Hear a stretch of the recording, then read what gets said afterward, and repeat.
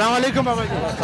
वालेकुम सलाम। अच्छा बाबा जी, मुझे आप बताएं, माशाल्लाह आपकी काफ़ी उम्र लग रही है, तकरीबन 70-80 साल आपकी उम्र होगी। 80 साल उम्र है। अच्छा, मुझे बताएं कि कहा जा रहा है कि इमरान खान को माइनस किया जाएगा, और जिस तरह भुट्टो को किया था और उस वक्त और अब के वक्त में क्या आपको फ़र्क महसूस हो रहा है? उस वक्त आवाम भुट्टो साहब ने जगाई थी, वो तीसरे ऐसा भी नहीं जागी थी।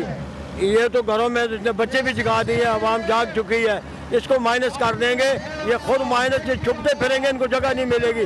ये माइनस होगा, क्या होगा? जेल जाएगा ना। 22 करोड़ आवाम जेल के लिए तैयार बैठे हुए हैं हम।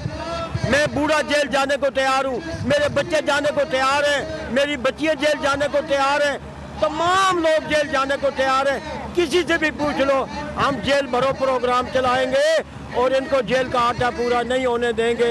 ये इमरान खान को तो जेल भेजेंगे, लेकिन लागे इन्होंने लो जाएगी, भेजन तो सही। अच्छा, अगर इमरान खान, वैसे आप लोग तो निकले हैं, पाकिस्तान की बहुत ज़्यादा आवाम भी निकली है, मगर फैसले हम सबको पता है कि वो एक जगह पे होते हैं। वहाँ पे अगर मंजूर हो तो फिर क्या कर सकते हैं? नहीं, वो किसी हद तक होता है। जहाँ फैसले होते हैं ना, वो एक उसके भी एक स्टेज होती है। जब स्टेज से आउट ऑफ कंट्रोल हो जाए बात, फिर फैसले आवाम करती है। फिर फैसले श्रीलंका में क्या हुआ? फैसले जहाँ से होते थे पाक से के मतलब हक में होते रहे ना, फिर आखिर आवाम ने क्या कर दिखाया? आवाम है, आवाम जाग चुकी है। और खुदारा मैं सियासतदानों को ये कहूँगा और खुसूसन हुक्मरानों को ये कहूँगा, अकल के नाखन लो, मुल्क के वफादार अब तो बन जाओ। पहले तो नहीं बन सके, अब तो बन लो, मुल्क के वफादार बनो। ये लोग तो आए थे, कह रहे थे कि हम लोग महंगाई ख़त्म करेंगे, मुल्क में जो है इमरान खान ने डुबो दिया है, तो उनसे जुमला गलत हो गया।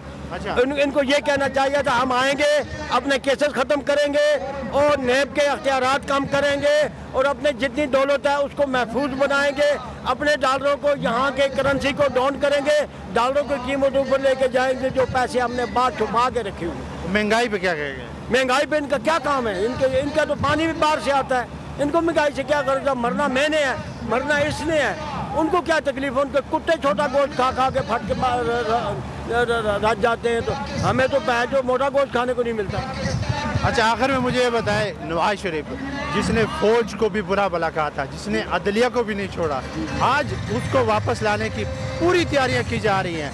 मतलब ये हमारे मुल्क के साथ मजाक नहीं हो रहा है? देखिए, मैं आपकी खिदमत में अर्ज करूँ, हमारे मुल्क में इमरान खान के अलावा कोई लीडर नहीं है, और अमेरिका को, दूसरी कुव्वतों को, ऐसे ही पाकिस्तान के इक़्तिदार में उन्हीं लोगों को लाया जाता है जो इनके नौकर होते हैं, जो इनके ताबेदार होते हैं, इनके हुक्म में लब्बैक कहते हैं। उधर ड्रोन हमला करो, हम इधर असम्बली में रोला डालेंगे, तू करी जा मारी जा आवाम ने।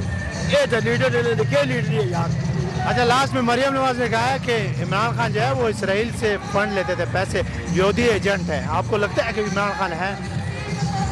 मैं इमरान खान बेटी की जगह, मैं उसके, मुझे जुमला आया मुंह में, लेकिन मैं नहीं कहूँगा, क्योंकि वो तो कहती है, वो कहते हैं कि इमरान खान घटिया तरीन इंसान है, उसका नाम लेना मैं पसंद नहीं करती।